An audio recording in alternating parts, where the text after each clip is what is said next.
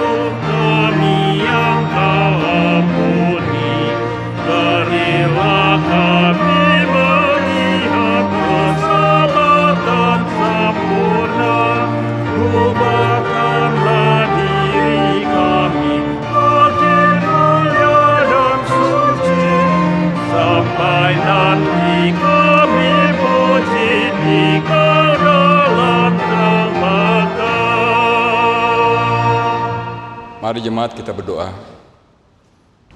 Kami bersyukur, berterima kasih ya Tuhan atas segala anugerah, pimpinan, pertolongan Tuhan di dalam hidup kami.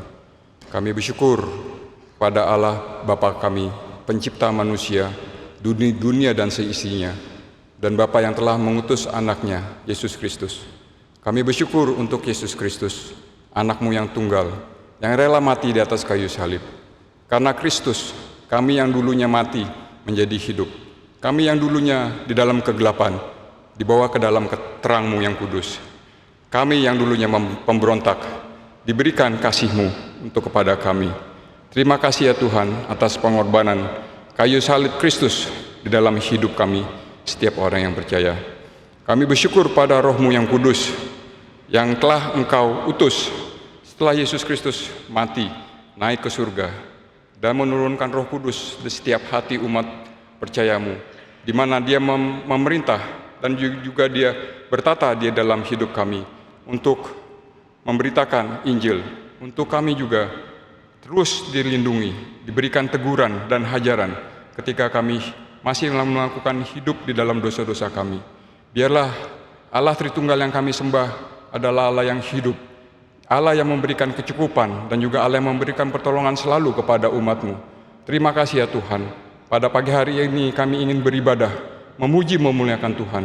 Kami ingin berdoa, Tuhan dengar doa permohonan kami. Biarlah Tuhan jawab sesuai dengan waktu dan kehendak-Mu saja. Dan yang terpenting, kami ingin mendengarkan kebenaran firman Tuhan. Ajarlah kami ya Tuhan, supaya kami bukan saja menjadi pelaku firman, tetapi menjadi juga pelaku firman dan juga merenungkan firman bersama-sama ya Tuhan. Terima kasih. Dengar doa ucapan syukur kami ya Tuhan. Terpujilah nama-Mu dari selama-lamanya sampai selama-lamanya. Di dalam nama Tuhan Yesus kami berdoa dan kami bersyukur. Amin. Dipersilakan duduk. Kita akan melanjutkan pujian kita, Gunung Batu Perlindungan. Bait pertama bersama-sama, bait kedua wanita saja, bait ketiga pria saja, dan bait keempat bersama-sama.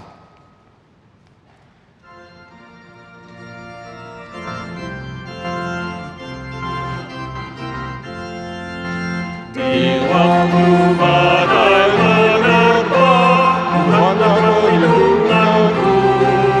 Kendati goncang semesta, Tuhanlah perlindunganku.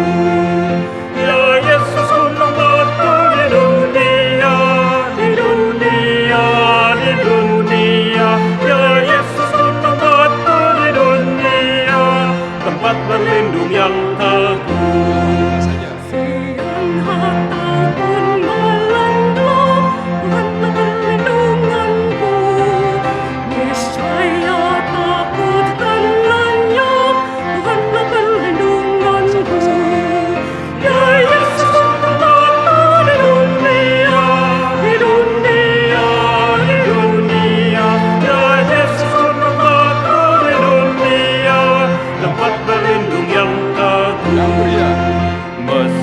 Badai di dekatku, Tuhanlah perlindunganku. Tempat aman dan setia, Tuhanlah perlindunganku. Ya Yesus, gunung batu di dunia, di dunia, di dunia. Ya Yesus, gunung batu di dunia, tempat berlindung yang teguh. Bersama-sama. Gunung batu yang tetap di perlindunganku, di tiap waktu dan tempat Engkaulah perlindunganku. Ya Yesus, gunung batu di dunia, di dunia, di dunia. Ya Yesus, gunung batu di dunia, tempat berlindung yang teguh. Satu janji manis dan juga lagu yang manis dari firman Tuhan. Karena kita tahu Tuhan kita adalah batu karang yang teguh dan gunung batu kita dari satu keturunan kepada keturunan yang berikutnya.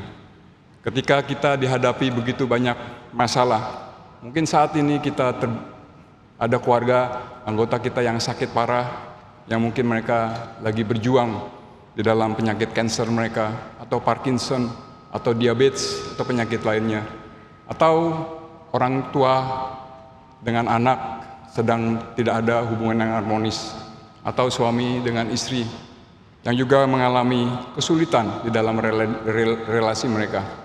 Percayalah, Tuhan adalah gunung batu kita, tempat perlindungan kita. Kita datang ke hadapannya dengan meminta pertolongan dan juga kekuatan. Mari Bapak Ibu, saya ajak sekali lagi kita menyanyi lagu ini. Bait yang pertama saja, dengan bersuara dan dengan sukacita yang dari hati kita.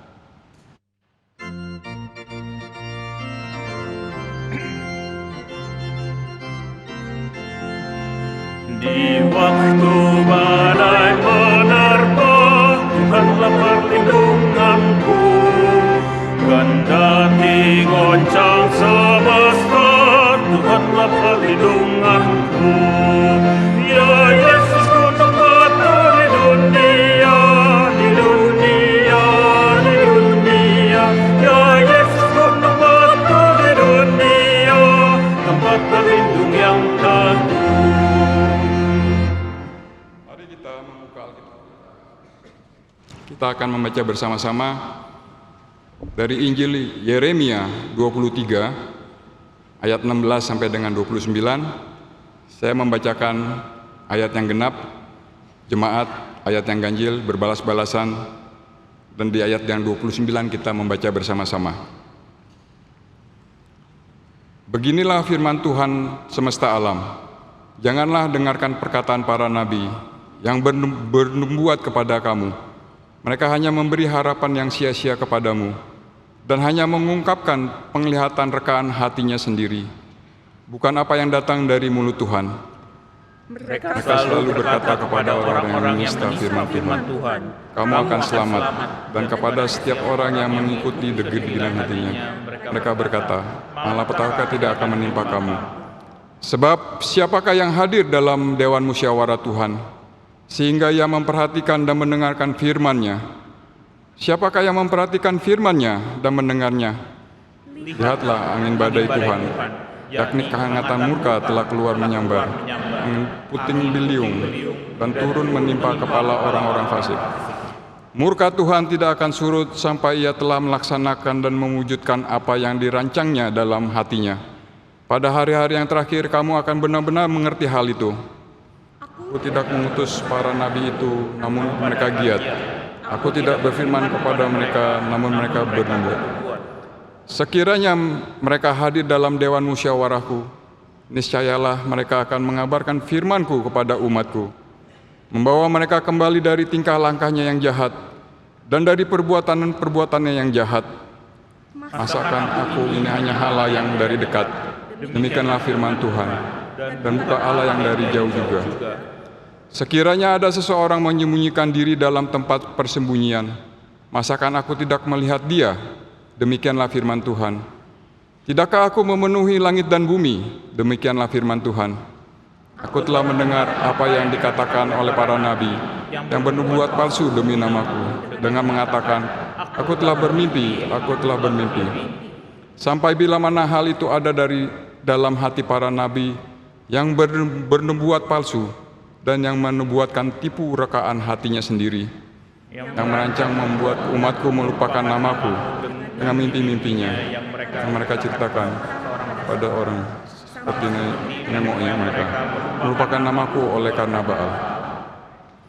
Nabi yang beroleh mimpi, biarlah menceritakan mimpinya itu, dan nabi yang memperoleh firmanku, biarlah menceritakan firmanku itu dengan benar. Apakah sangkut paut jerami dengan gandum? Demikianlah firman Tuhan. Bukankah firmanku seperti api? Demikianlah firman Tuhan. Dan seperti palu yang menghancurkan bukit batu. Demikianlah pembacaan firman kita. Berbahagialah orang yang sujud bukan menjadi pembaca saja, menjadi perenung, tetapi menjadi pelaku di dalam hidup kita sehari-hari. Amin. Mari jemaat kita menyanyi lagu nomor 3, Ajaiblah firman ketiga baitnya.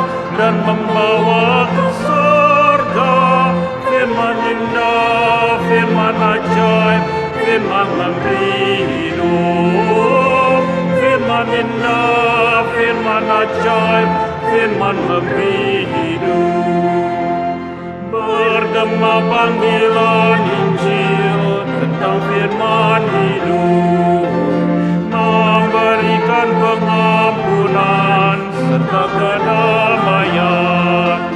Hanya Yesus Juru Selamat menguduskan selamanya. Firman indah, firman ajaib, firman memberi hidup. Firman indah, firman ajaib, firman memberi hidup. Selamat pagi Bapak Ibu jemaat sekalian. Kami menyambut Bapak Ibu saudara-saudara sekalian yang baru pertama kali hadir di dalam ibadah kami. Dengan sukacita kami juga mengundang untuk ikut ibadah kami di dalam KU2 Bahasa Indonesia jam 9.30. Diharapkan juga kepada jemaat yang lama agar kita juga menepati ibadah kebaktian.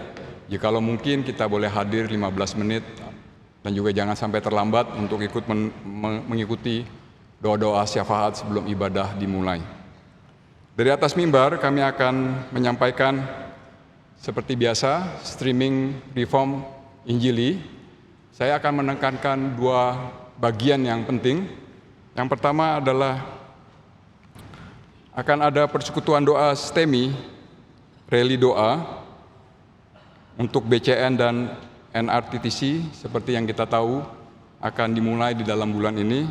Mari jemaat kita bersama-sama untuk hadir berdoa secara fisik maupun hadir berdoa secara online yang akan dilakukan hari Senin besok pukul 7 yang akan dibawakan oleh Pendeta Titus Ndun. Dan yang kedua adalah seperti biasa setiap minggu ada PA Jumat tanggal 17 Juni pukul 6:30 Haleluya dan Restorasi Salum oleh Pendeta Henry Ongko Wijoyo. Juga jemaat bisa hadir secara fisik maupun juga mengikuti secara streaming online. Ada acara BCN, Bible Camp Nasional, yang segera akan dimulai tanggal 20 sampai 22 Juni. Dan juga yang kedua adalah NRTTC, tanggal 26 sampai tanggal 29 Juni, adalah musim liburan anak-anak sekolah, mulai dari anak SD, SMP, dan SMA. Bagi kita yang mempunyai saudara, keponakan, atau tetangga kita, mari kita ajak mereka untuk ikut hadir bersama-sama di dalam program ini, supaya mereka juga boleh mendapatkan pengajaran doktrin yang baik dan benar, dan juga Tuhan membukakan wawasan mereka, membukakan iman mereka di dalam dua event ini. Dan juga saya tekankan di dalam NRTCC, masih ada early bird seharga 1 juta sampai besok. Jikalau sudah lewat besok harga normal 1,3 juta. Jadi jika kita mempunyai 3 anak atau 4 anak, lumayan ada saving 300.000 per orang. Kami lanjutkan. Yang keempat adalah Kapin. Sebelum saya lanjutkan, mari kita mendengarkan video klip masing-masing untuk BCN dan juga NRTTC ini.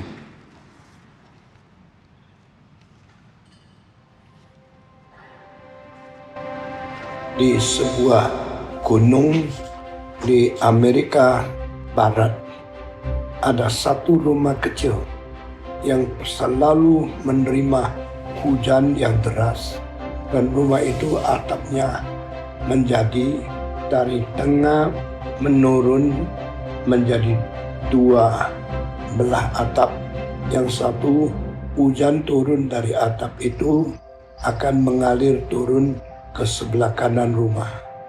Yang sebelah kiri juga ada air hujan yang sama turun dari atap itu, akhirnya jatuh ke dalam sebelah kirinya rumah.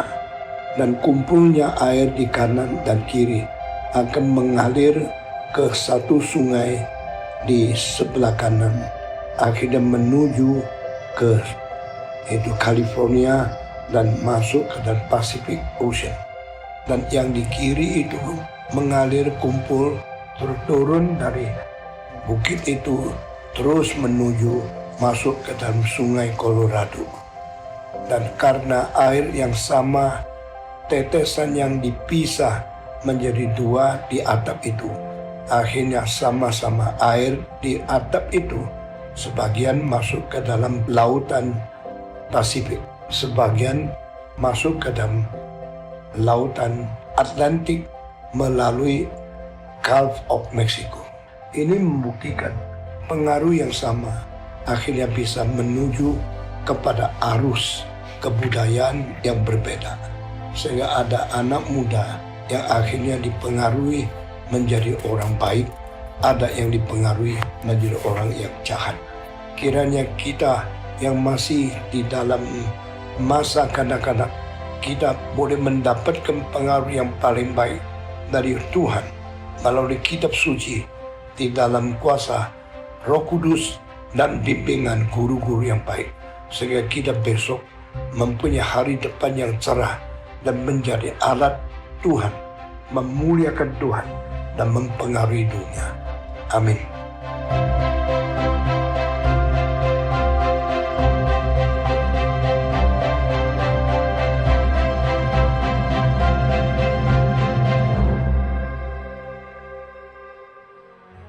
Teenagers adalah periode yang sangat penting sekali, karena di dalam periode ini semua yang diterima sebagai sumber pengetahuan masuk ke dalam pikiran dan masuk ke dalam kesan di dalam pertumbuhan hidup manusia. Dan ini akan menjadi dasar yang merubah dan dasar yang mengarahkan sifat dan kebiasaan kita menuju kepada peneguhan di dalam karakter. Itu sebab jikalau yang diterima adalah isyarat-isyarat yang tidak beres, akan mempengaruhi manusia menjadi manusia yang berkebiasaan yang jelek. Tetapi kalau diterima adalah ajaran-ajaran yang sangat sehat dan pengetahuan-pengetahuan yang bersifat mengarahkan kita menuju kepada keinginan belajar yang sangat kuat, akan menjadikan anak-anak remaja orang-orang yang bisa menerima segala pengetahuan dan segala impresi yang terbaik, sehingga seumur hidup akan menjadi sehat dan akan menjadi berarah yang sangat kokoh. Itu sebab barang siapa di dalam masa teenagers dibentuk dengan firman Tuhan dan dibentuk dengan kejujuran dari guru-guru yang bermotivasi mengajar dan bentuk anak-anak remaja, mereka sangat bahagia dan mereka tidak akan dikonsakkan oleh orang-orang yang tidak bertanggung jawab di dalam hari depannya. Itu sebab marilah kita semua anak remaja baik-baik mempergunakan kesempatan kali ini untuk membentuk dan untuk membawa kita menuju kepada hari depan yang sangat penting. Tuhan memberkati kita. Soli Dio Gloria.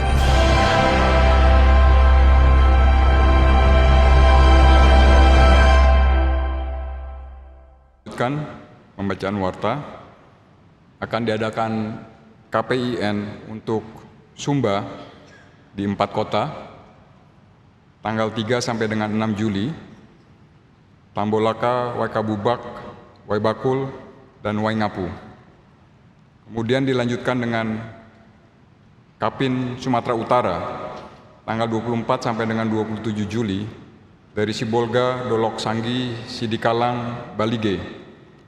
Nanti juga kita akan turut mendoakan di setiap kota, biarlah juga ini menjadi berkat rohani bagi setiap kota yang akan dilayani. Dan juga kita boleh membagikan flyer-flyer ini kepada saudara-saudara kita. Dan jikalau kita mempunyai waktu, mari Bapak Ibu kita sama-sama ikut menyaksikan dan juga turun di dalam acara Kapin ini. Mengajukan permohonan pemberkatan nikah gerejawi Sabtu tanggal 1 Juli pukul 11, Ronald Atasi dan Elsie Glein. Kita doakan untuk pasangan ini, semoga juga Tuhan yang menjadi kepala di atas keluarga yang baru ini. Bapak Ibu, kadang-kadang kita keluar gereja, kita langsung keluar, banyak barang yang tertinggal, mungkin ada Alkitab dan lain-lain. Jika Bapak Ibu merasa ketinggalan barang-barangnya, silakan nanti di lobi tengah ada meja, minta barang-barang yang ketinggalan. Saya harapkan istri atau suami tidak ketinggalan ya. Mari Bapak Ibu bangkit berdiri. Kita akan mendoakan 3 pokok doa syafaat. Sebelumnya marilah kita mengaku di hadapan Allah atas semua dosa, pelanggaran dan juga kesalahan kita yang kita lakukan di dalam hidup kita hari demi hari.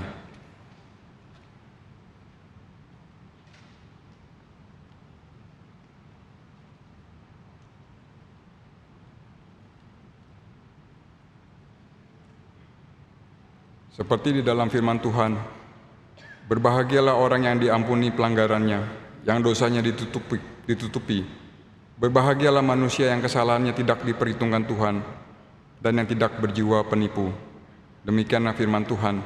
Biarlah kita juga setiap hari peka akan dosa-dosa yang terus menyerang kita.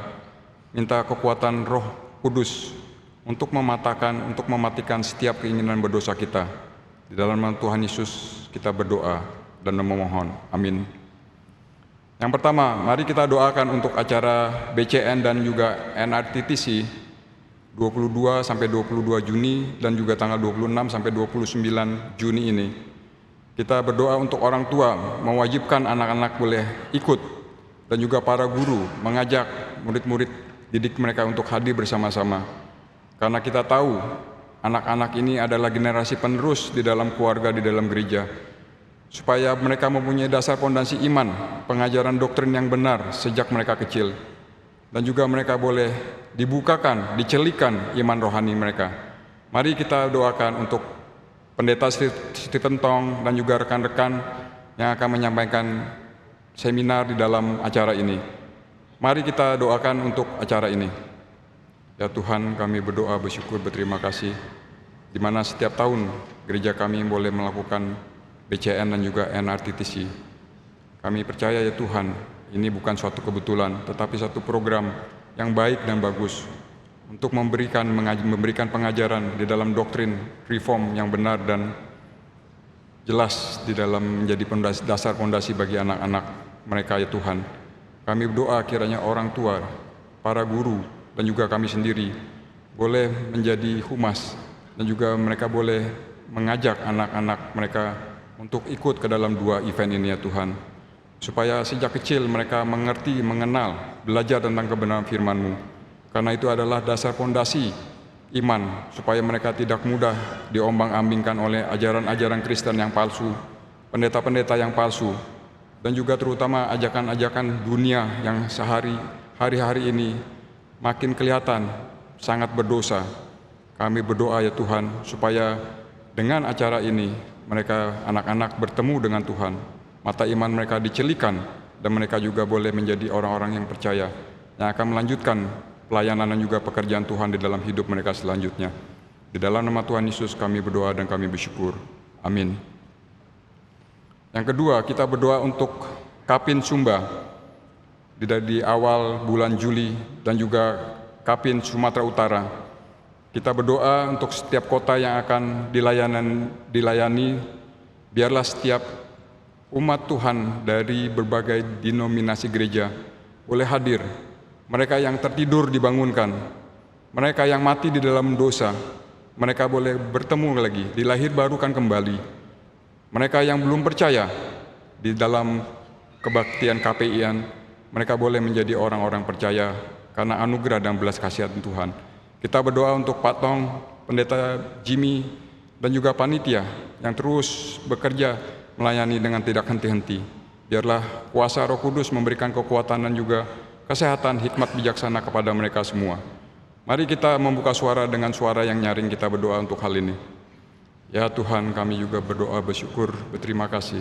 Sekali lagi ya Tuhan, untuk acara KPIN di bulan Juli, baik yang ada di Pulau Sumba, di 4 kota, maupun yang nanti yang akan dilakukan di Sumatera Utara.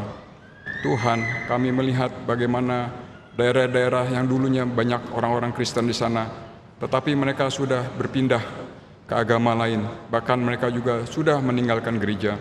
Kami berdoa ya Tuhan, setiap kota yang akan dilawat, biarlah Tuhan hadirkan umat Tuhan, umat yang sudah meninggalkan Tuhan. Tuhan kembalikan mereka seperti anak yang bungsu yang terhilang. Orang-orang yang sudah malas dan juga sudah luluh iman Kristennya, Tuhan juga bangkitkan.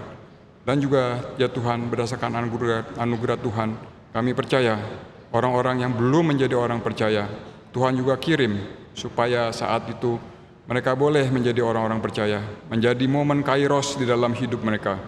Terima kasih ya Tuhan untuk pelayanan ini. Biarlah kami memohon, Tuhan juga berikan kekuatan, kesehatan kepada Pendeta Stephen Tong, Pendeta Jimmy, Pak Dede, dan juga panitia dan juga teman-teman yang lain, diberikan juga hikmat bijaksana, kekuatan, kesehatan, supaya dapat melayani setiap kapin yang akan diadakan. Biarlah nama Tuhan ditinggikan dan dipuji. Di dalam nama Tuhan Yesus kami berdoa dan kami bersyukur. Amin. Yang terakhir, mari Bapak Ibu kita berdoa.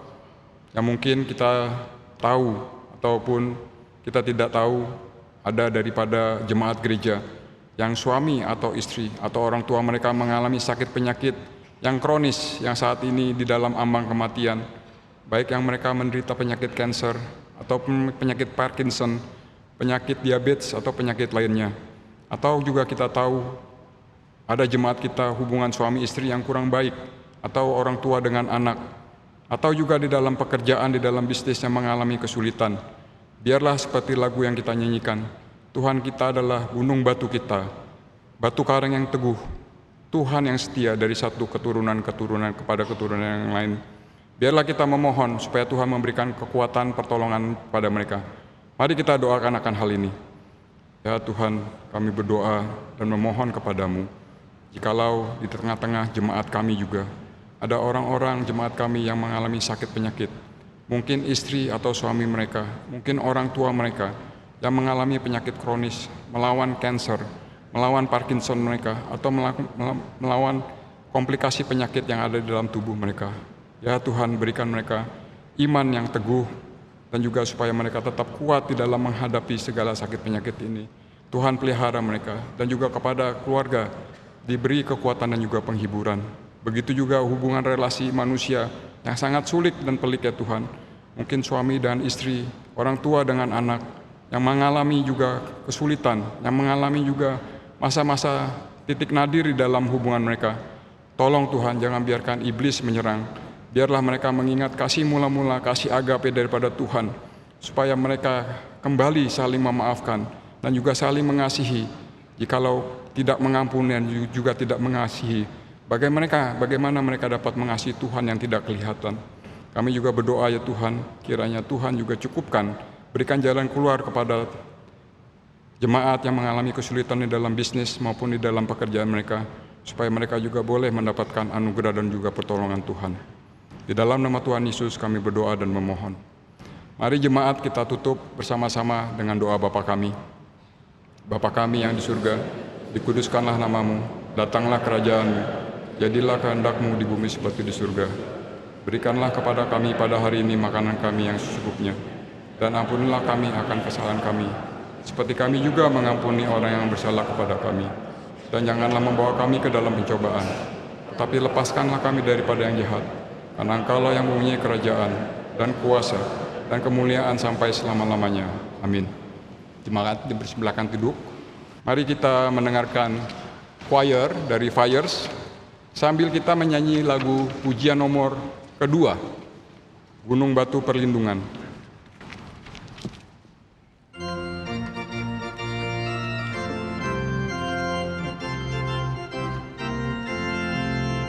Di waktu badai menerpa, Tuhanlah perlindunganku. Kendati goncang semesta, Tuhanlah perlindunganku. Ya Yesus gunung batu di dunia, di dunia, di dunia. Ya Yesus gunung batu di dunia, tempat berlindung yang teguh.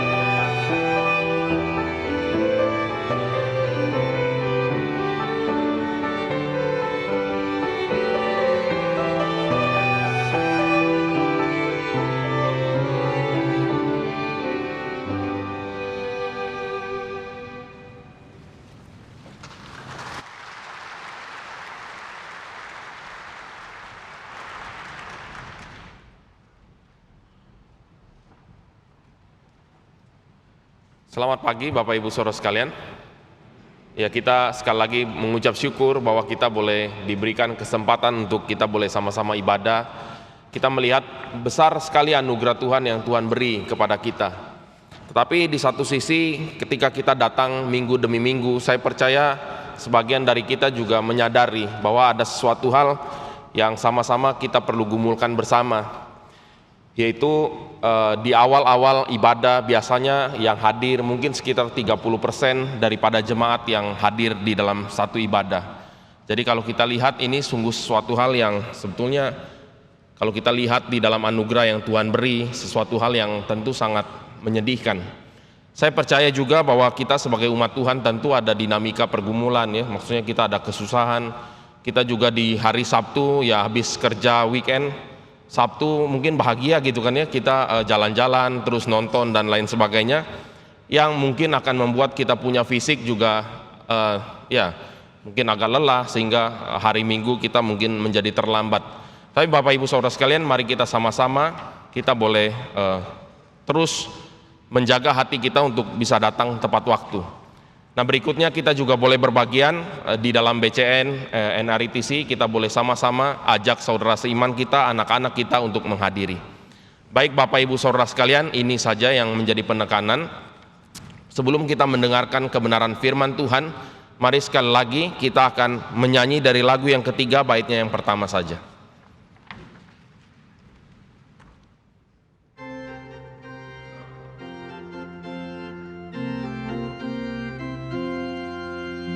Nyanyikan lagu pujian tentang firman hidup. Nyatakanlah keindahan dari firman hidup. Firman hidup dan indah, kuatkanlah imanku. Firman indah, firman ajaib, firman memberi hidup. Firman indah, firman ajaib, firman memberi hidup.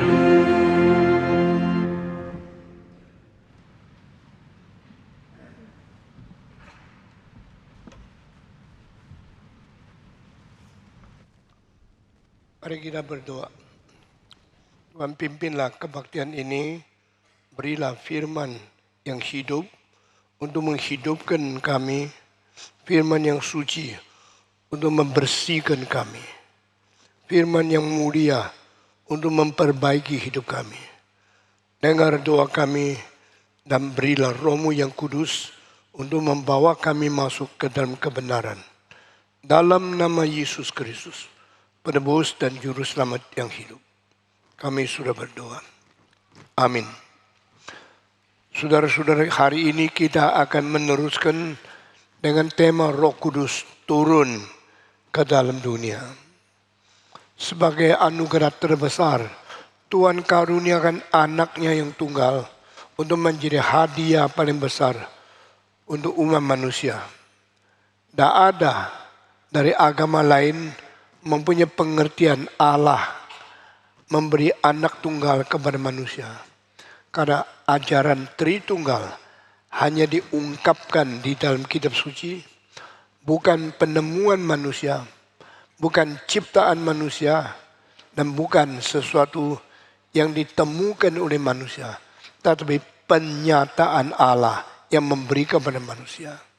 Semua yang dari Allah berkualitas beda dengan manusia. Got a qualitative difference between the truth of God in compare with the truth of man.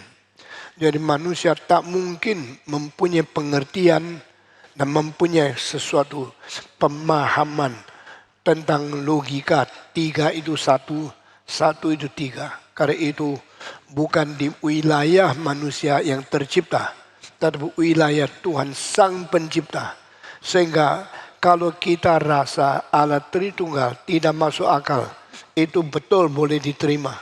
Karena itu memang melampaui akal. Tapi kalau bicara Allah Tritunggal kontra daripada rasional, itu tidak benar. Karena anugerah Tuhan, sifat ilahi melampaui rasional. Kalau kita bicara itu kontra rasional, that is not right. But supra-rational, that is quite right.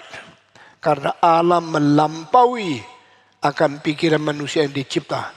Maka Allah mempunyai kebenaran yang bersifat ada transcendence rasional. Kita bersyukur kepada Tuhan. Allah Tritunggal yang pribadi kedua turun sebagai pemberian Tuhan Allah. Yesus Kristus menjadi manusia, jelma dengan mempunyai daging dan darah, sehingga dia mungkin mati untuk mengganti manusia dihakimi di atas kayu salib. Kita bersyukur kepada Tuhan. Minggu lalu saya pulang dari Singapura, malam tidur, begitu pada waktu pagi bangun, langsung seluruh situasi seperti bintang yang putar pikiran saya. Itu vertigo yang sangat berat. Lalu saya tutup mata, tidak berani buka mata. Dan itu terus vertigo kira-kira sampai hari ke-6. Kemarin sore saya pergi ke dokter. 2 dokter menangani saya.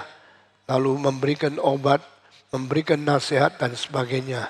Dan saya diurut oleh seorang fisioterapi. Malam tidur, tadi pagi saya memutuskan tetap berkhotbah 2 kali. Tadi setelah 1 kali khotbah, saya langsung tidur. Baru 5 menit yang lalu, saya bangkit, saya bangun lagi untuk mempersiapkan khotbah kedua. Kemarin minggu di Singapura saya bertemu dengan seorang anak yang sejak umur 2 sudah ikut papanya dengar khotbah saya. Dan waktu itu dia lucu sekali. Tetapi takut kalau saya gendong dia. Dia kira saya mau bawa dia pulang. Dia tidak mau digendong saya. Umur 4 mulai dia sudah baik. Dia tahu saya orang baik. Maka dia mau digendong. Sudah dekat dengan saya. Saya tidak tahu dia sudah mulai belajar main biola. Sekarang sudah 5 tahun main, dia umur 9. Dan dia bilang, saya mau ke Jakarta. Oke, kalau ke Jakarta cari saya. Mau apa ke Jakarta? Mau ikut BCN. Jadi minggu depan dia akan ikut BCN. Hari ini dia datang dengan papanya, dengan adiknya. Mamanya belum menyusul. Dan saya undang dia main biola. Engkau bilang anak umur 9 bisa main apa? Jangan hina dulu. Ini anak sangat pintar dan main biolanya sudah sangat matang. Dia bukan main biola lagu biasa. Dia main biola Bach, violin concerto. Susah sekali. Saya dari kecil belajar tim tam dan tidak dan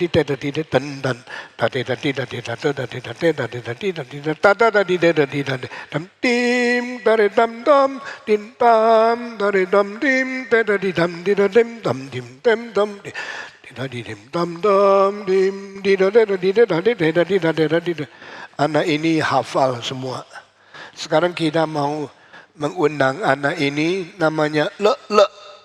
Le itu sukacita. Jadi penuh sukacita dia akan main biola kepada kita. Mari kita tepuk tangan mengundang anak namanya Le main biola di sini. Le silakan naik. Ya, dia tidak bisa bahasa Indonesia. Dia orang Singapura. Saya mau tanya, dia umur berapa? Le 几岁？今年9岁。今年9岁，tahun ini umur 9。啊？我讲你不懂就算了，不要啊。你学提琴多久了？ 4年。啊？4年。 4年。你不是说5年了？你是几岁开始学？4岁。4，现在9岁，几年了5年。5年，你算数不好。Dia sudah 5 tahun belajar, ya. Ni刚学的时候一直哭嘛，baru belajar nangis terus susah. 现在哭不哭？现在很快乐呀，又快乐又喜乐，乐，是不是？啊，现在你弹呀，你把提琴拿出来。Saya heran ya, 5 tahun bisa majunya kayak begini. Kalau 50 tahun lagi jadi apa, enggak tahu. Kayak sendiri melihat anak kecil maju terus satu persatu. Tuhan memberkati anak-anak dan anak yang dididik oleh papa mama yang suka musik, yang suka pendidikan, yang suka kebenaran. Sangat bahagia ya. Bayangkan kalau dia belajar tidak di bawah papa mama yang mau ngerti musik. Bagaimana? Kita tidak ngerti. Oke, kalau ni 站在那里，你还没有弄好，快快弄好。Ya, dia pasang alat untuk bisa taruh di sini karena ininya panjang, itu tipis. Ya. Adanya Lolo di sini. Lolo的弟弟在哪里？凯凯站起来，itu adanya seperti mirip tapi beda 2 tahun. Ya, oke, 你在那边弹，在那边呀，大家看得见的地方。OK， 可以了，可以了，可以了，不要太低，高一点。呀，OK。Kita tepuk tangan.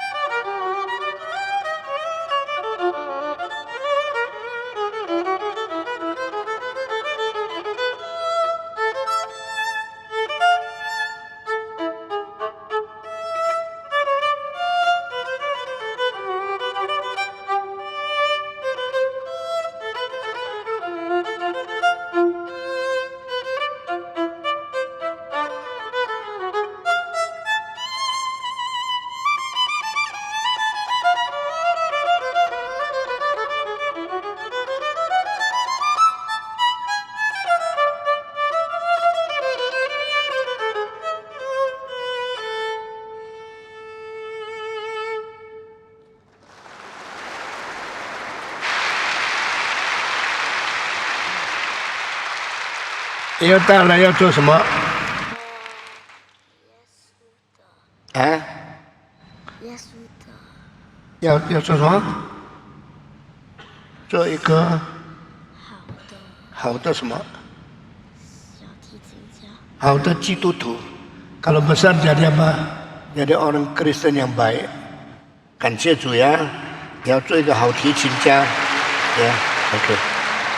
以后弹得更难，弹更大手，再到这里来呀。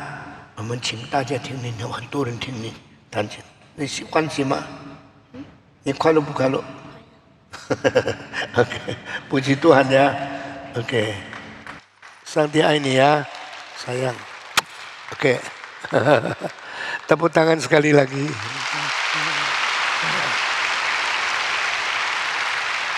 Di sini ada papanya, 请爸爸站起来，呀，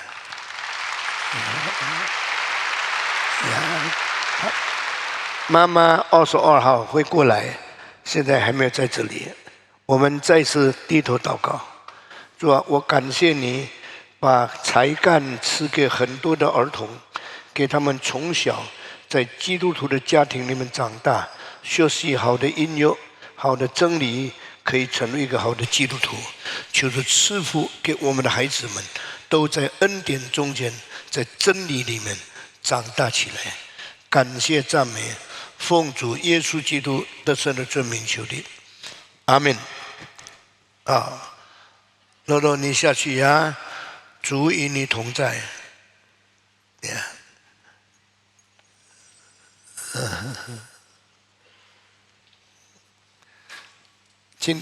，hari ini kita mau teruskan khotbah tentang Roh Kudus turun. Allah memberikan anaknya yang tunggal sebagai hadiah terbesar untuk seluruh umat manusia. Selain itu, Yesus Kristus naik ke surga. Lalu Roh Kudus turun menjadi hadiah terbesar untuk orang Kristen.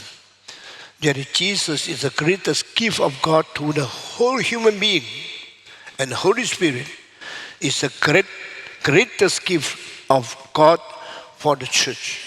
Gereja memiliki Roh Kudus sehingga gereja menjadi manusia yang dipimpin Tuhan, hidup di dalam kesucian, hidup di dalam kemuliaan, hidup menjadi wakil Tuhan di dunia ini. Waktu Yesus datang ke dunia, dia pernah lahir melalui anak darah Maria, menjadi inkarnasi Tuhan beserta dengan manusia. Setelah dia mati, hari ketiga bangkit. Setelah bangkit 40 hari beserta dengan semua orang yang percaya kepada dia, dan menyatakan diri 10 kali di dalam dunia ini. Paling sedikit kepada 1 orang, paling banyak di dalam 1 kali kepada 500 orang. Dan saya percaya mungkin itu adalah saat dia naik ke surga, 500 orang melihat dengan mata sendiri Kristus yang bangkit menyatakan diri. Sehingga pada waktu Paulus menulis surat Korintus, orang-orang itu masih separuh hidup di dalam dunia. Dan Paulus berkata, mereka masih hidup. Mereka masih bersaksi bagi kebangkitan Yesus Kristus. Sehingga banyak orang mendengar saksi. Ini bukan mitos, ini bukan dongeng, ini bukan satu cerita bikinan manusia, tapi faktual, di mana banyak orang pernah mengalami pribadi hidup melihat Yesus Kristus dengan mata sendiri. Pada waktu Yesus naik ke surga, dia mengatakan, aku kalau tidak naik, tidak baik untuk kamu. Karena setelah aku naik, Roh Kudus akan turun kepada kamu sebagai pribadi yang lain yang diberikan Allah kepada engkau. Maka setelah Yesus naik ke surga, mereka berdoa 10 hari di dalam bait Allah dan di dalam rumah sendiri, menanti mujizat yang akan turun. Jadi roh dicurahkan kepada manusia. Pada hari Pantekosta, yaitu 50 hari setelah Yesus bangkit daripada kematian, terjadilah turunnya Roh Kudus menghinggap dan berada di dalam hati 120 orang.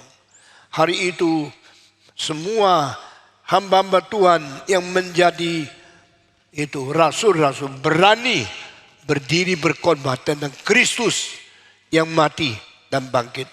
Dan pada hari itu ada 5.000 orang, ada 3.000 orang yang menerima Tuhan Yesus dan menerima baptisan. Menjadi kelompok pertama gereja pada hari berdiri dilahirkan oleh Tuhan. Lahirnya gereja adalah hari Pentakosta. Lahirnya gereja adalah pertama kali manusia dibaptiskan. 3.000 orang menjadi orang Kristen dan Roh Kudus turun kepada mereka. Yesus berkata, jika ia turun, ia akan datang memberikan kuasa kepadamu untuk menjadi saksiku. Dengan kalimat jangan jelas, tidak boleh kita sembarangan tafsir, sembarang memberikan penjelasan yang tidak sesuai dengan Alkitab. Banyak orang mengatakan Roh Kudus turun, bikin orang berkuasa, boleh melakukan mujizat, boleh melakukan tanda ajaib, boleh menjadi orang kata-kata lidah, dan boleh menyembuhkan orang sakit, mengusir setan. Itu bukan ajaran yang tepat. Ajaran tepat, jika Roh turun atas kamu, maka kamu akan mempunyai kuasa menjadi saksiku. Mempunyai kuasa menjadi saksi, itulah tujuannya Roh Kudus diturun kepada manusia. Roh turun bukan membanggakan kehebatan seorang, bisa melakukan mujizat, bisa melakukan tanda ajaib, bisa mengatakan karunia lidah, atau bisa menyembuhkan orang sakit dan mengusir setan. Roh Kudus diturunkan supaya orang diberi kekuatan, mempunyai kuasa surgawi, berani bersaksi bagi Yesus Kristus. Saudara-saudara, hari ini kita membicarakan tentang Roh Kudus turun. Apa yang dikerjakan oleh Roh Kudus? Roh Kudus turun ke dalam dunia. Dia mempunyai karya yang banyak sekali. Satu persatu dicantum di dalam Alkitab. Dan hal pertama Roh Kudus turun kenapa? Karena dia mau tinggal di dalam tubuh manusia. Dia mau tinggal di dalam hati orang Kristen. The indwelling of Holy Spirit in human heart and human body. Mengapa Roh Kudus turun menghinggap dan bertinggal di dalam tubuh manusia dan di dalam spirit seseorang? Karena Roh Kudus mau membersihkan orang itu menjadi tempat perdiaman Tuhan Allah. The dwelling place of God. The dwelling place of Holy Spirit. Maka Roh Kudus datang membersihkan supaya layak. Ada orang mengatakan, saya harap saya bisa hidup suci kalau saya mengeluarkan semua dosa dari hati saya, menjadi orang yang bersih, maka Roh Kudus suka tinggal di dalam hati saya.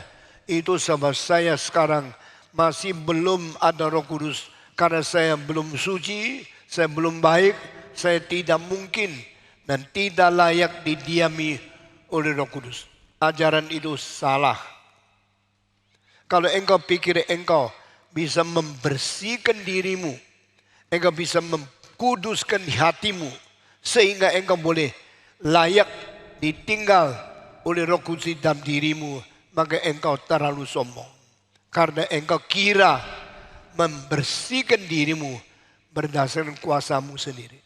Engkau kira bisa membersihkan diri karena engkau mempunyai kekuatan itu. Ini sama sekali tidak Alkitabiah. Alkitab tidak mengatakan manusia dengan kegiatan agama, dengan usaha diri manusia, sanggup membersihkan manusia untuk menjadi layak ditinggal oleh Tuhan Allah. Itu bukan ajaran Alkitab. Justru karena manusia lemah, karena manusia tidak mempunyai daya membersihkan diri, maka kita perlu Roh Kudus. Roh Kudus turun untuk menolong manusia. Roh Kudus turun mengerjakan pekerjaan yang hanya bisa dikerjakan oleh Tuhan Allah. Maka Roh Kudus turun untuk membersihkan manusia. Roh Kudus turun untuk memberi kekudusan kepada manusia. Roh Kudus turun memberikan kita kekuatan menjadi manusia yang ingin hidup di dalam kesucian. Maka setelah Roh Kudus membersihkan kita, mengusir semua dosa dari kita, Roh Kudus mulai mendiami hati kita. The indwelling of Holy Spirit started from His willingness to cleanse us, to make us possible and worthy to be dwelt by Holy Spirit. Roh Kudus membersihkan kita, sesuatu itu bikin kita patut dan layak didimi oleh Roh Kudus. Mengapa Roh Kudus berdiam di hati manusia? Ini berarti Allah akan menyertai kita dengan pribadi di dalam pribadi. Pribadi Roh Kudus berada di pribadi manusia. Ini adalah sesuatu anugerah yang paling besar. Yesus datang ke dunia tinggal di balungan. Yesus datang ke dunia hidup di Bethlehem, Efata. Yesus lahir di dunia di satu tempat. Tetapi Roh Kudus turun bukan tinggal di satu tempat, tapi tinggal di hati manusia. Nah, ini menjadi keintiman yang khusus. Allah menyertai kita. Waktu Yesus datang ke dunia, itu namanya Immanuel, God with us. Allah beserta dengan kita. Itu kita ada kolektif. Roh Kudus lain dengan Yesus Kristus. Yesus datang secara pribadi kedua beserta dengan seluruh umat manusia. God with us. Tetapi Roh Kudus turun bukan God with us. Holy Spirit in me. Roh Kudus di dalam diri saya. Ini lebih pribadi, lebih personal dan lebih intim. Sehingga Allah beserta dengan manusia menjadi konkret persoalan setiap pribadi. Setiap orang Kristen boleh memiliki Roh Kudus. Setiap orang Kristen boleh menyambut dan boleh menerima Roh Kudus diam di dalam hatinya, hidup beserta dengan dia, sehingga kita menyertai, mendapat penyertaan Tuhan secara pribadi. Saudara-saudara, indwelling of Holy Spirit. Saya mau tanya, Yesus turun ke dunia 33 tahun setengah, dia mati, bangkit, dan 40 hari kemudian dia naik ke surga. 50 hari kemudian Roh turun ke dunia. Yesus turun ke dunia, dia naik lagi ke surga. Saya mau tanya, Roh Kudus turun ke dunia, kapan dia naik ke surga lagi? Ada yang jawab? Coba tanya, Roh Kudus turun ke dunia, kapan dia naik lagi ke surga? Alkitab tidak pernah catat itu. Sehingga kita baru tahu Roh Kudus diberikan, bukan diberikan untuk pinjaman sementara. Roh Kudus turun ke dunia, bukan turun untuk satu hal yang sangat sederhana waktunya. Tapi Roh Kudus turun, diberikan kepada gereja. Yaitu setiap orang Kristen yang percaya kepada Tuhan. Roh Kudus diberikan kepada kita, diam di dalam kita, bukan untuk sementara, untuk selama-lamanya. Ini yang dicatat di dalam Yohanes pasal 14 dan 16. He will be with you, dwell within you, and be with you forever and evermore. Dia akan beserta dengan engkau, tinggal di dalam dirimu untuk selama-lamanya. Saudara-saudara tahu tidak, sadar tidak, kita orang Kristen ada Roh Kudus di dalam kita. Sekarang tinggal di dalam. Sekarang hidup dengan kita. Dan dia terus menyertai kita sampai selama-lamanya. Itu sebab Roh Kudus tidak pernah naik ke surga. Roh Kudus tidak pernah naik ke surga. Itu sebab tahun kedua tidak usah berdoa 10 hari minta dia kembali lagi. Itu bukan ajaran Alkitab. Maka hari ini kita koreksi, Roh Kudus satu kali diturunkan, tidak pernah naik ke surga lagi. Diam di dalam hati manusia. Engkau bilang, waktu Roh Kudus turun 2000 tahun yang lalu, saya belum Kristen. Jadi kapan Roh Kudus masuk ke dalam hati saya? Waktu Roh Kudus turun kepada seseorang, berbeda waktu dengan Roh Kudus turun kepada orang yang lain. Sehingga setiap orang saatnya menerima Roh Kudus berbeda dengan orang lain. Saya tahun 57, bulan 1, saya menerima Roh Kudus. Itulah waktunya Roh Kudus turun kepada saya. Tetapi Roh Kudus turun kepada Yohanes. Roh Kudus turun kepada Petrus. Bukan 1950 itu. Tetapi di dalam tahun setelah Yesus bangkit, setelah 50 hari, Yesus sudah naik 40 hari, 50 hari Roh Kudus turun. Waktu itu Yohanes, Petrus, Yakobus, 12 murid menerima Yesus. Setelah itu 1957 tahun baru Roh Kudus turun lagi ke dalam hati saya. Jadi Roh Kudus turun ke dalam hati saya pada hari saya menerima Roh Kudus. Roh Kudus turun kepada engkau pada waktu hari engkau menerima Roh Kudus. Setiap orang menerima Roh Kudus waktunya sama dengan keselamatan yang dia terima. Sama dengan pengakuan dosa dan dia diperanakan pula di dalam pekerjaan Tuhan. Tetapi waktu engkau menerima Roh Kudus berbeda dengan waktu dia menerima. Waktu dia menerima beda dengan waktu yang lain. Setiap orang waktunya lain. Berarti Roh Kudus secara kolektif turun ke dunia pada hari Pentakosta. Hari itu gereja seluruh dunia dilahirkan menjadi tubuh Kristus. Gereja yang kudus dan menerima Roh Kudus satu kali. Tapi secara pribadi lain, hari itu engkau bertobat, menerima Yesus sebagai juru selamat. Hari itu Roh Kudus turun kepada kamu. Hari berapa hari lagi turun kepada saudaramu. Berapa hari lagi turun kepada orang lain. Sehingga Roh Kudus turun secara kolektif hanya satu kali. Secara individu setiap hari ada orang mengalami kunjungan Roh Kudus datang kepada dia, menjadikan dia orang Kristen yang dilahirkan di dalam kerajaan Allah. Setelah Roh Kudus turun, dia diam di dalam hati kita dan dia tidak pernah pergi lagi. Roh Kudus tidak pernah ditarik kembali. Jika engkau membaca di dalam Mazmur, janganlah ambil kembali rohmu daripadaku. Itu adalah perjanjian lama. Perjanjian lama ada Roh Kudus diberikan kepada seseorang, tapi kalau orang itu berontak kepada Tuhan, orang itu melawan kehendak Tuhan, roh bisa diambil kembali. Itu sebab Daud berdoa di dalam Mazmur, janganlah tarik kembali rohmu daripadaku. Biar dia berada di dalam diriku. Itu perjanjian lama seperti ini.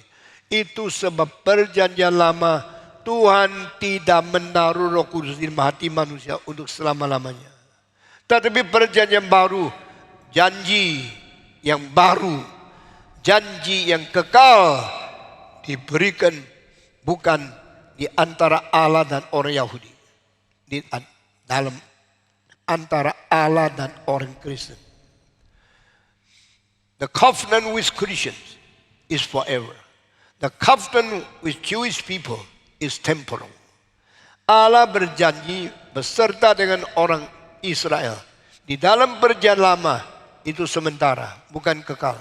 Tapi Allah berjanji dengan orang Kristen bukan melalui darah binatang, lembu, kambing, domba, merpati, berkutut, tidak.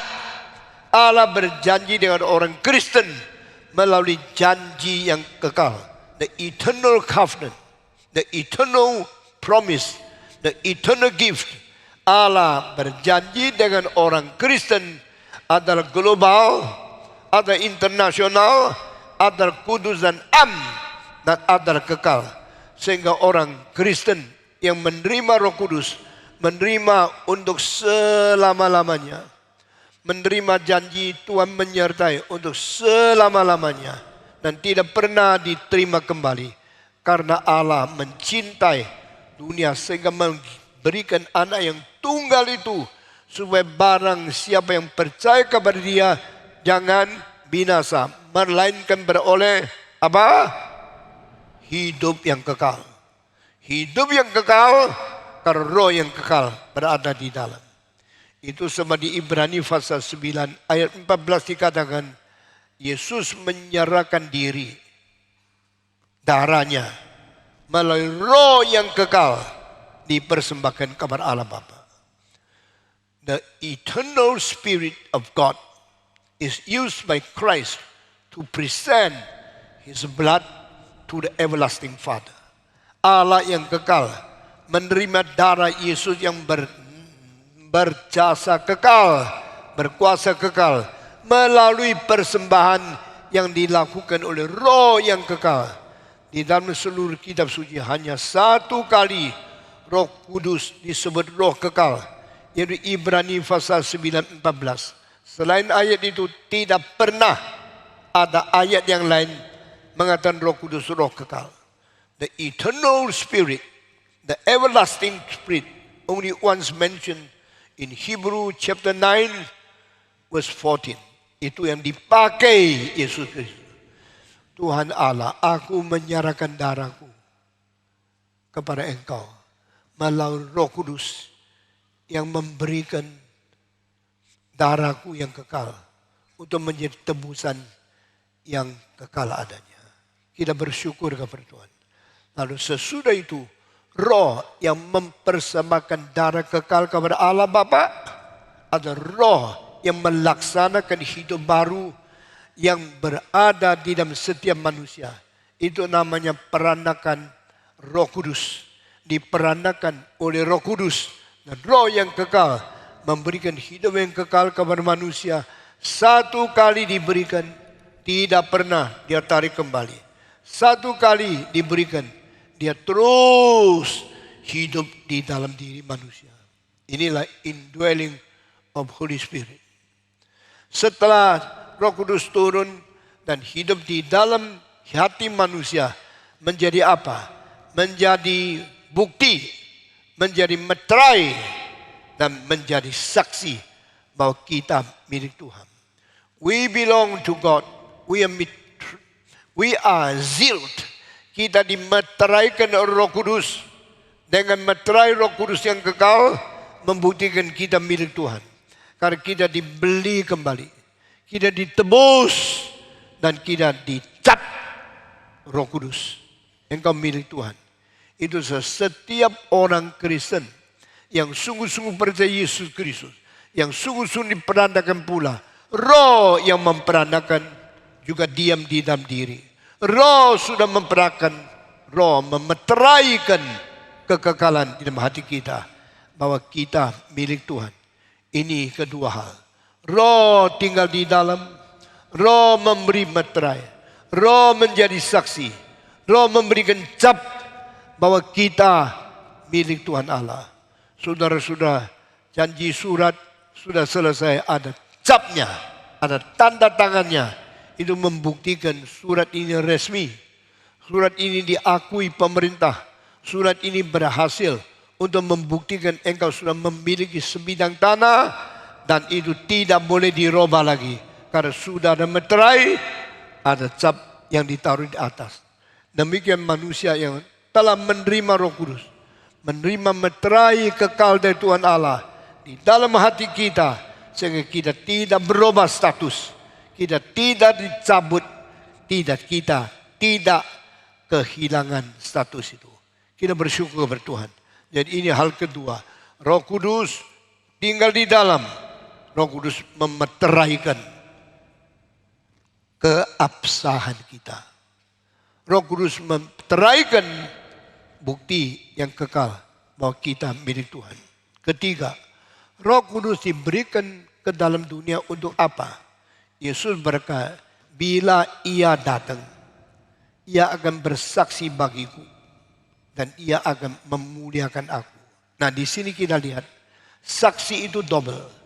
Roh Kudus mensaksikan orang itu milik Tuhan. Dan Roh Kudus mensaksikan Tuhan itu milik orang itu. Holy Spirit to glorify Jesus Christ. Holy Spirit to give the material to seal Christ on us and to glorify Christ for us. Dia memuliakan kita dengan meterai. Dia memuliakan Kristus dengan saksi. Sehingga manusia milik Tuhan ada meterainya. Milik Tuhan ada Roh Kudus yang boleh memuliakan Yesus Kristus, ada meterainya. Dan di dalam hati kita, kita dapat meterai.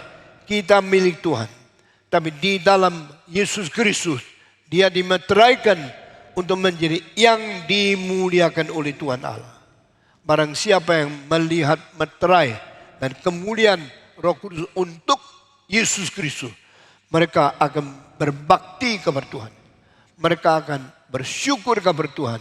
Mereka akan mengaku Kristus mempunyai kemuliaan sebagai materai dari Roh Kudus.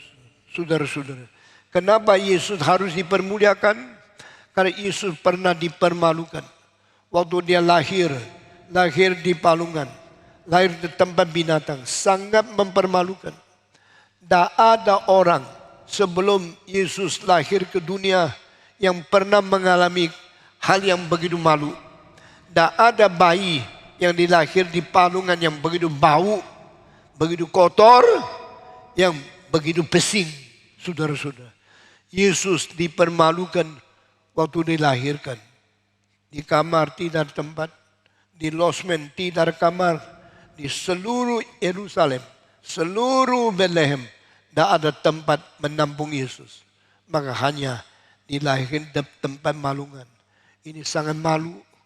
Tuhan melihat anak tunggalnya dilahirkan, demikian dipermalukan.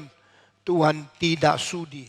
Maka Tuhan kirim malaikat menyanyi, mulia bagi Tuhan Allah di tempat yang maha tinggi. Glory be to God in the highest. When the Son of God was come to the world to be born in the manger, so low, so shameful. Anak Allah dilahir begitu mempermalukan. Tapi Tuhan Allah mengatakan tidak, di tempat paling tinggi dia dipermuliakan. Waktu Yesus dimalukan, saat itu Tuhan Allah dipermuliakan. Waktu Yesus mengalami begitu malu, begitu sedih, begitu leceh, begitu hina, Tuhan mendapatkan kemuliaan di tempat yang maha tinggi. Saat hari waktu Yesus berdoa, Bapa, muliakanlah anakmu. Dia anak yang dipermalukan, yang dihina, dileceh, yang disiksa, yang dihakimi, yang dipaku di atas kayu salib. Dan dia berkata, Father, glorify your son.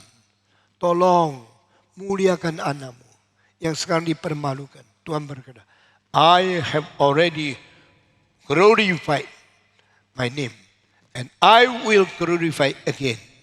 Saudara baca, saya sudah tafsirkan dengan sangat jelas waktu kita bicara tentang itu Injil Yohanes. Aku sudah memuliakan dan aku akan memuliakan. Dua kali kemuliaan.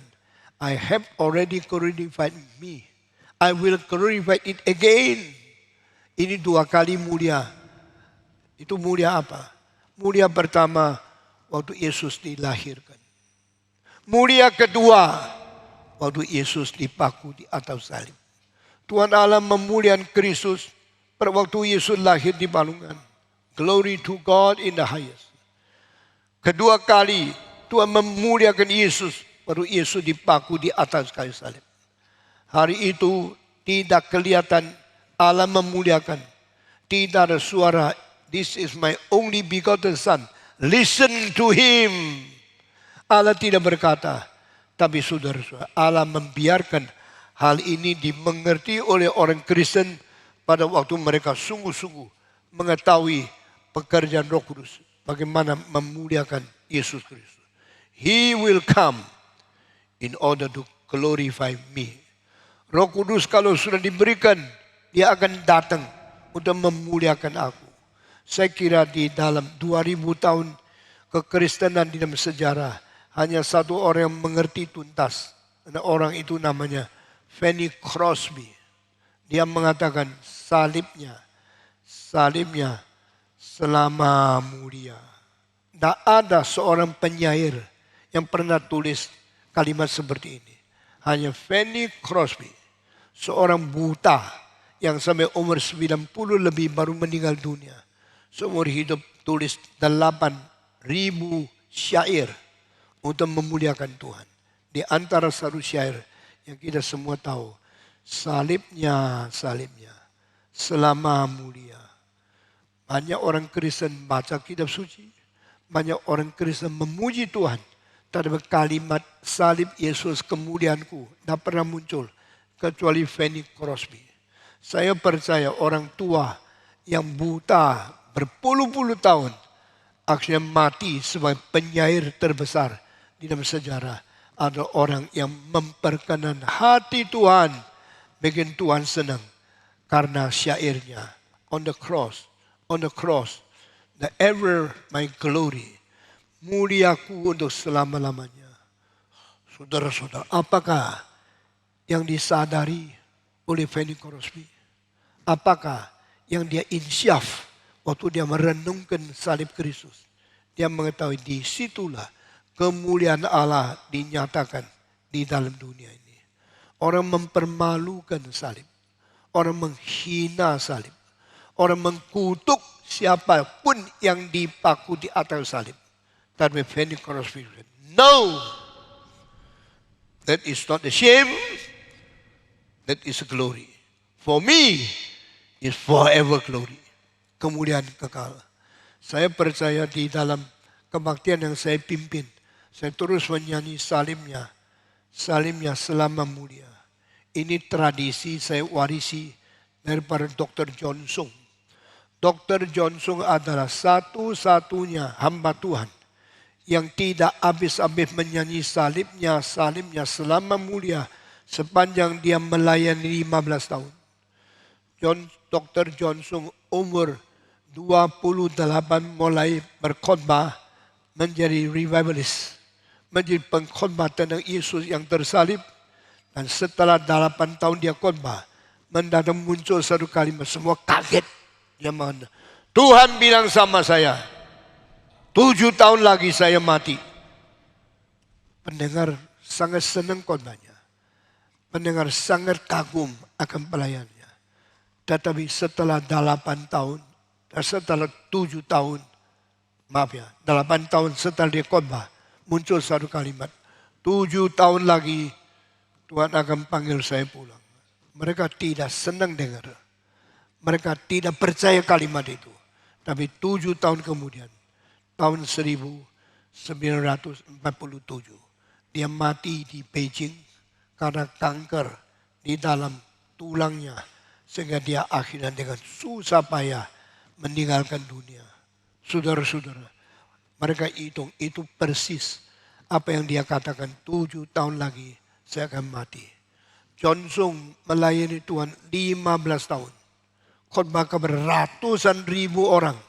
Seperti Kapin yang saya pimpin di berapa kota, 140 kota, sekarang sudah 178 kota. Ratusan ribu orang datang. Demikian John Sung di Tiongkok Utara keliling 18 provinsi, kepada ratusan kota, ratusan ribu orang. Dan dia selalu nyanyi salibnya. Selama mulia. Setelah John Sung mati, lagu itu jarang dinyanyi oleh pendeta yang lain. Sampai waktu saya menyerahkan diri menjadi hamba Tuhan, saya pilih lagu salibnya menjadi lagu yang saya sering nyanyikan. Saudara-saudara, salib tanda malu, tanda gagal, tanda dibunuh, tanda terkutuk. Salib adalah tanda yang dipermalukan. Tapi bagi Fanny Crosby, John Sung, dan saya, salib ada tanda yang paling mulia. Karena Yesus Kristus rela dipaku sehingga kita boleh dilepas. Yesus rela mati supaya kita boleh hidup. Yesus dikutuk supaya kita boleh diberkati. Yesus mengalirkan darah supaya kita boleh diampuni dosanya. Yesus menyerahkan nyawa supaya kita mendapat hidup yang baru. Kita bersyukur kepada Tuhan. Saya percaya lagu dari Fanny Crosby akan dinyanyi di surga oleh semua orang yang pernah menerima Yesus sebagai juru selamat.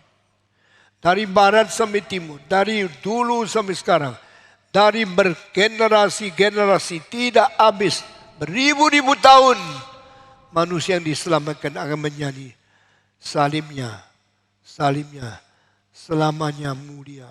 Saudara-saudara, dari mana tahu engkau Kristen? Jikalau engkau melihat salib yang malu sebagai tanda kemuliaan, itu membuktikan engkau sudah Kristen. Bagaimana mengetahui engkau bukan Kristen? Orang luar yang menganggap Yesus dipaku, itu hal yang mempermalukan. Engkau membuktikan engkau bukan Kristen. Barang siapa percaya dan mengaku kemuliaan Tuhan di atas kayu salib, itulah orang Kristen. Paulus berkata, aku tidak tahu apa-apa. Apapun saya tidak tahu, kecuali saya mengatakan Kristus dan dia tersalib. Kita bersyukur kepada Tuhan. Inilah tanda orang yang cinta Tuhan. Tanda orang ngerti Yesus. Tanda orang memahami apakah yang disebut mulia daripada hal yang mempermalukan di atas kayu salib. Kita bersyukur kepada Tuhan. Siapakah yang mungkin merubah yang malu menjadi mulia? Siapa yang mungkin memberikan kepada manusia satu jasa, satu pengertian, Yesus itu mulia, kecuali Roh Kudus. Roh Kudus tinggal diam. Roh Kudus meterai. Roh Kudus memuliakan Yesus di atas kayu salib. Keempat, Roh Kudus diturunkan untuk apa? Roh Kudus diturunkan untuk menyatakan kita orang berdosa dan menolong orang bertobat. Manusia tidak akan bertobat karena manusia cuma bisa membanggakan diri hebat. Berdosa itu mulia, berdosa itu hebat. Bisa menikah 2-3 istri, itu orang kaya, itu orang sombong. Tetapi saudara-saudara, pada waktu Roh Kudus telah memuliakan Kristus, sebaliknya dia memberi manusia pengertian dosanya itu sangat mempermalukan. Barang siapa yang memuliakan Kristus, dia pasti sadar dia hidup di dalam hal yang memalukan. Barang siapa yang membanggakan diri, dia akan merasa Yesus dipermalukan. Ini keadaan terbalik, ini paradoks. Barang siapa mengenal kemuliaan Kristus, dia pasti sadar dirinya malu. Barang siapa melihat kuasa Kristus, dia pasti merasa dirinya lemah. Barang siapa betul-betul mencintai Tuhan, dia betul-betul merasa diri tidak layak. Ini pengertian adalah pencerahan Roh Kudus. Membuat Yesus mulia, lalu membuat manusia rasa diri malu.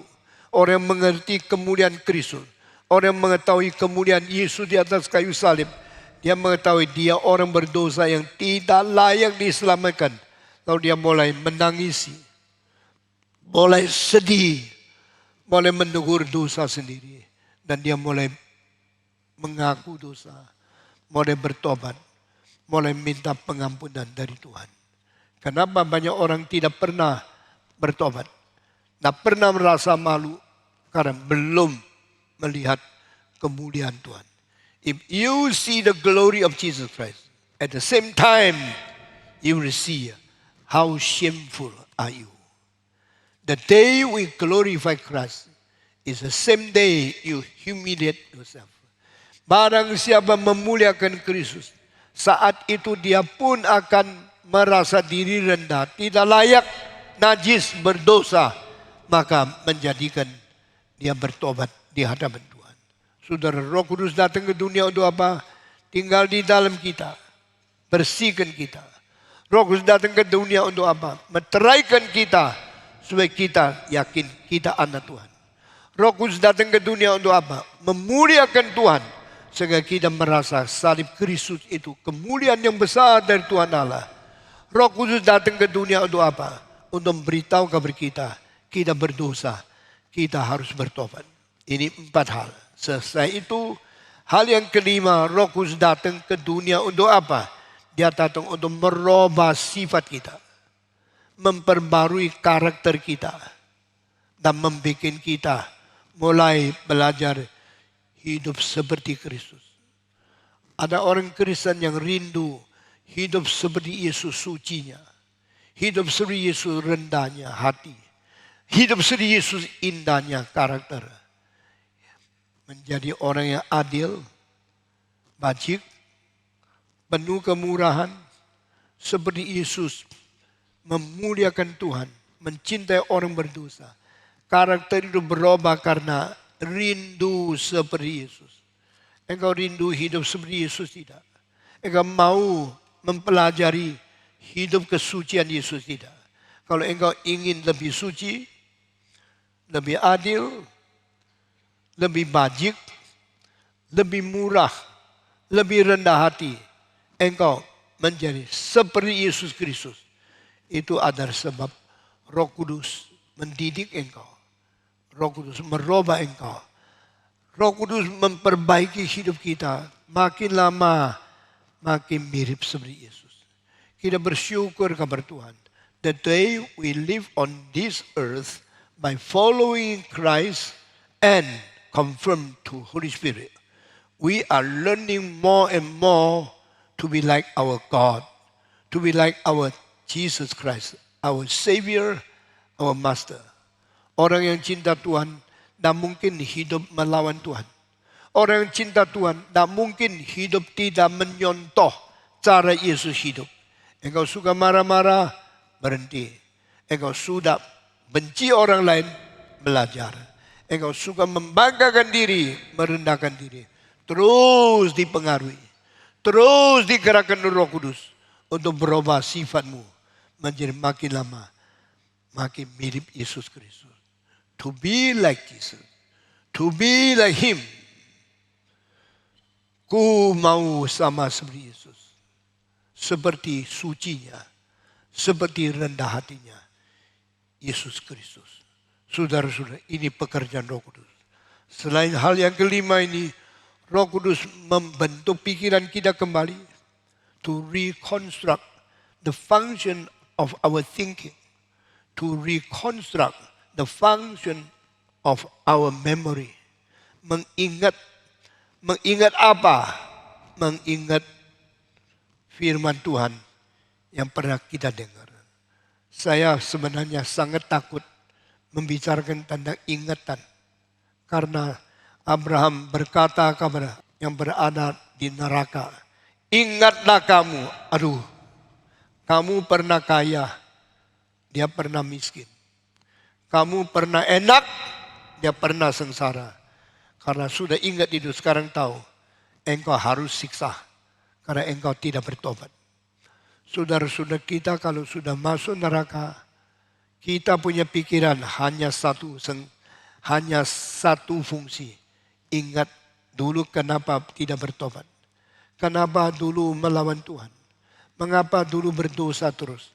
Kita ingat tidak habis-habis kesalahan. Dan ingatan itu setiap kali muncul memberi kutukan. Memberi teguran. Memberi siksaan. Aduh ingat. Saya dulu kenapa tidak percaya Tuhan? Kenapa dulu saya hidup di dalam dosa? Ingatlah engkau.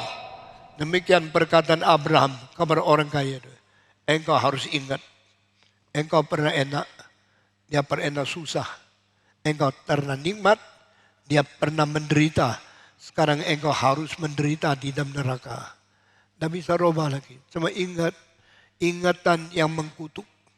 Ingatan yang menyedihkan, ingatan yang beri penyesalan tidak habis-habis, tapi tidak bisa rubah nasib. Ingatan yang sangat menderita. Saya takut membicarakan ingatan. Tapi di dalam Roh Kudus saya senang. Karena Roh Kudus akan mengakibatkan kita mengingat kembali kalimat yang pernah diajarkan kepada kita. If Holy Spirit comes, He will cause you to recall The words I have spoken to you. Ini di dalam Yohanes 14 sampai 16. Roh Kudus kerjanya satu persatu dicatat. Salah satu waktu Roh Kudus datang, dia akan mengingatkan engkau kembali apa yang pernah saya katakan kamu. Penghiburannya diingat kembali. Waspadanya diingatkan kembali. Peringatannya diingat kembali. Yesus berkata, bertobatlah. Yesus berkata, ikutlah aku.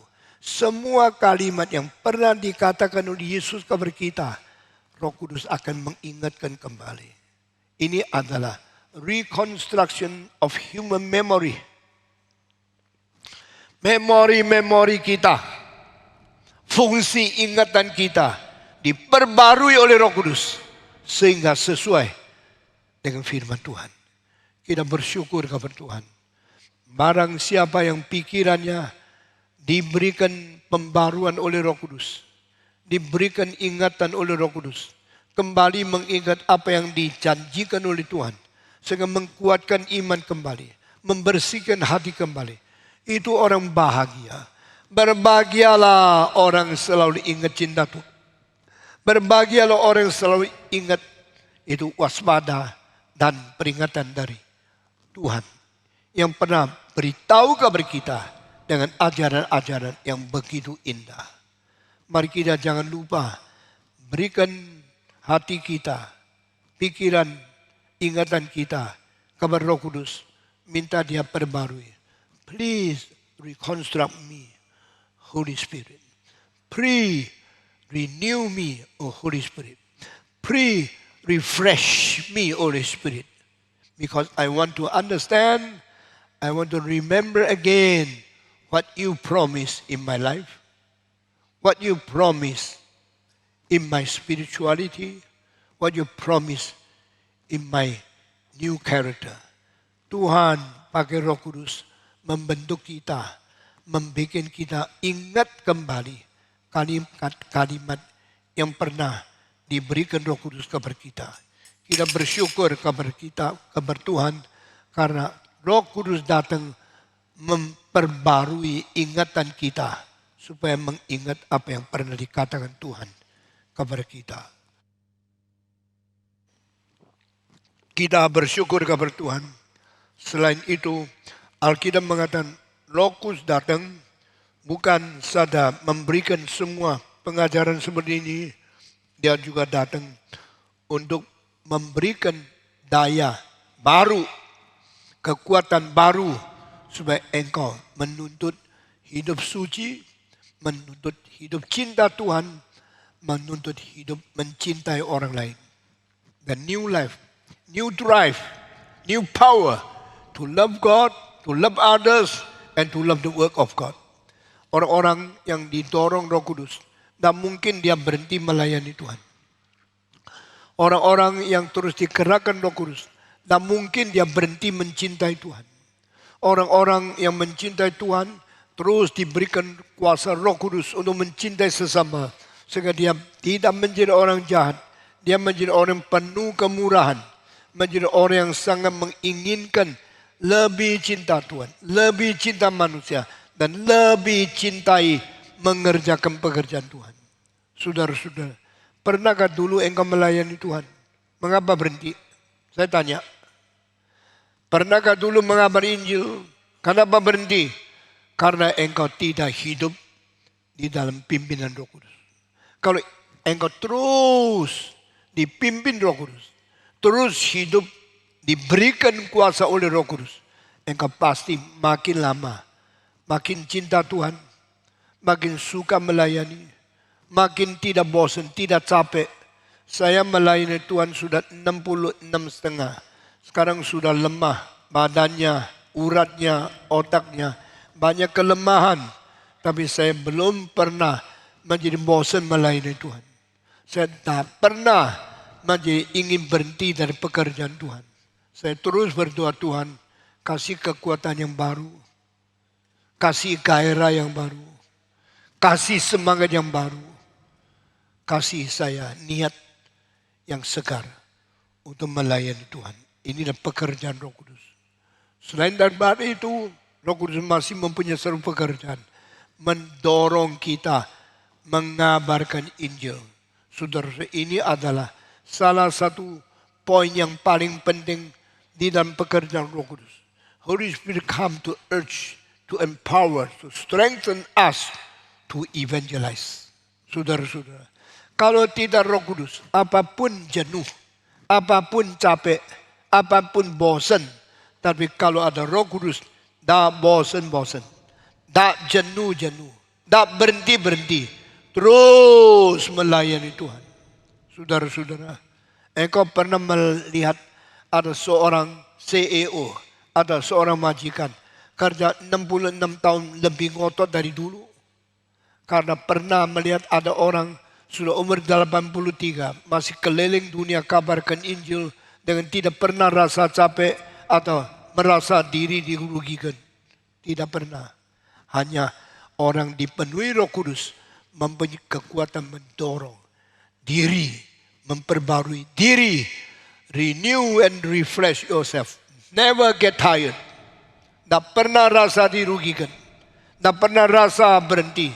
Tak pernah rasa tidak semangat. Tapi terus dibakar.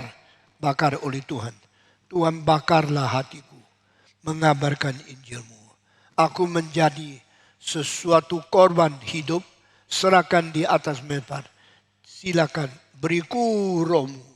Beriku kuasamu. Membakar dan mendorongku. Kiranya Tuhan memberkati kita masing-masing. Hari ini saya khotbah sampai di sini saja. Saya sudah sekarang rasa sedikit capek. Saya mau berhenti. Tapi Tuhan berkati kita masing-masing. Karena Roh Kudus sudah turun kepada kita. Kita berterima kasih kepada Tuhan. Semua bilang puji Tuhan. Mengirim Roh Kudus. Memberi kekuatan kepada aku. Untuk selama-lamanya. Mari kita berdoa. Kita semua tunduk kepala berdoa. Dan saya minta cek naik ke atas, pimpin kita dalam doa. Sesudah habis doa, kita akan mengikhlarkan iman rasuli di hadapan Tuhan. Mari kita bersama-sama berdoa. Bapa di dalam surga, sekali lagi ya Tuhan, kami mengucap syukur untuk kedalaman firman yang kami boleh renungkan.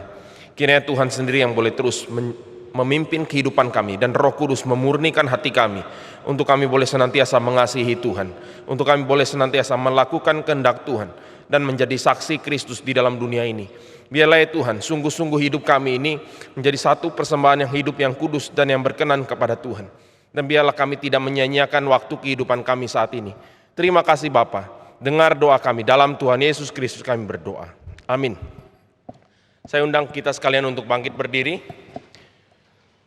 Mari kita bersama-sama seluruh umat percaya kita mengakui pengakuan iman rasuli. Aku percaya kepada Allah, Bapa yang Maha Kuasa, Khalik langit dan bumi, dan kepada Yesus Kristus anaknya yang tunggal Tuhan kita, yang dikandung dari Roh Kudus, lahir dari anak darah Maria, yang menderita sengsara di bawah pemerintahan Pontius Pilatus, disalibkan, mati dan dikuburkan, turun ke dalam kerajaan maut. Pada hari yang ketiga, bangkit pula dari antara orang mati, naik ke sorga, duduk di sebelah kanan Allah, Bapa yang Maha Kuasa. Dan dari sana ia akan datang untuk menghakimi orang yang hidup dan yang mati. Aku percaya kepada Roh Kudus, gereja yang kudus dan am, persekutuan orang kudus, pengampunan dosa, kebangkitan tubuh dan hidup yang kekal. Amin. Silakan duduk Bapak Ibu Saudara sekalian. Mari kita bersama-sama mengucap syukur kepada Tuhan dengan kita boleh memberikan persembahan kita kepada Tuhan. Dan kita boleh menyanyi lagu yang keempat, Hidup Bagi Yesus. Biarlah lagu ini sungguh-sungguh menjadi satu refleksi hidup kita kepada Dia. Kita nyanyikan ketiga baitnya.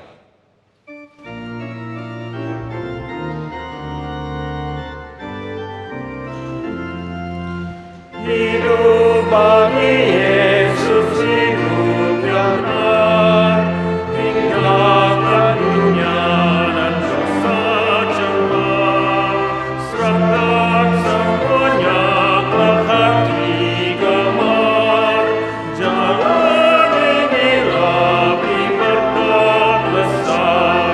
Oh Yesus Juru Selamatku, serahkan diriku, karena Tuhan telah serahkan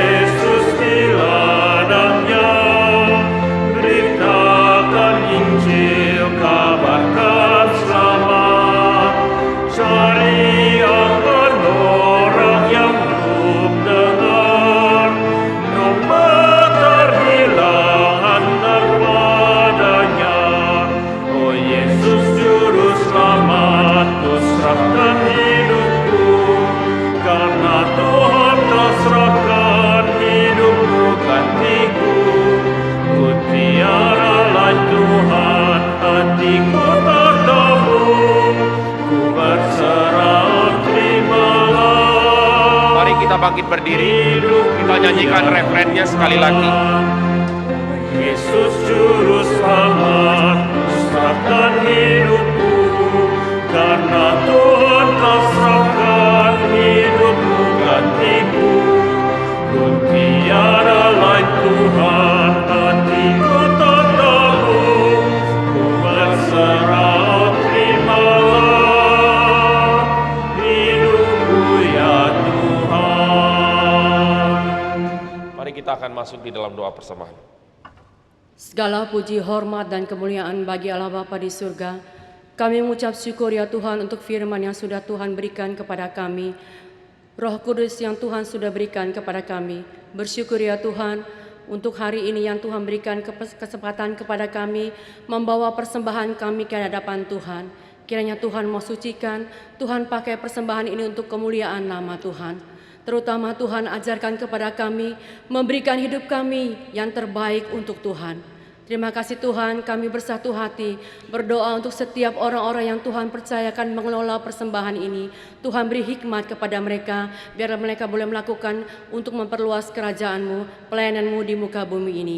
Terima kasih Tuhan, kami serahkan kehidupan kami selanjutnya ke dalam Tuhan yang menjadi Tuhan, Juru Selamat kami yang hidup. Amin. Dengan tetap bangkit berdiri, mari kita mengembalikan puji hormat kepada Tuhan dengan kita menyanyikan doksologi. Setelah itu kita akan terima berkat dari Tuhan.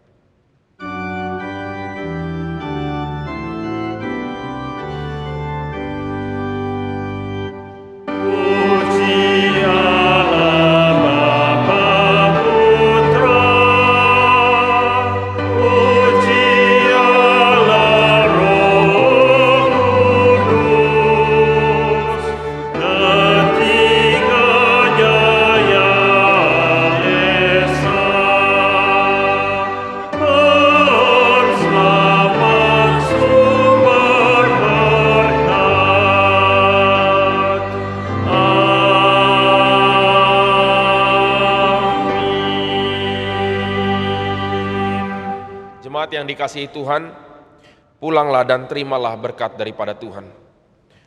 Tuhan memberkati engkau dan melindungi engkau. Tuhan menyinari engkau dengan wajahnya dan memberi engkau kasih karunia. Tuhan menghadapkan wajahnya kepadamu dan memberi engkau damai sejahtera. Amin.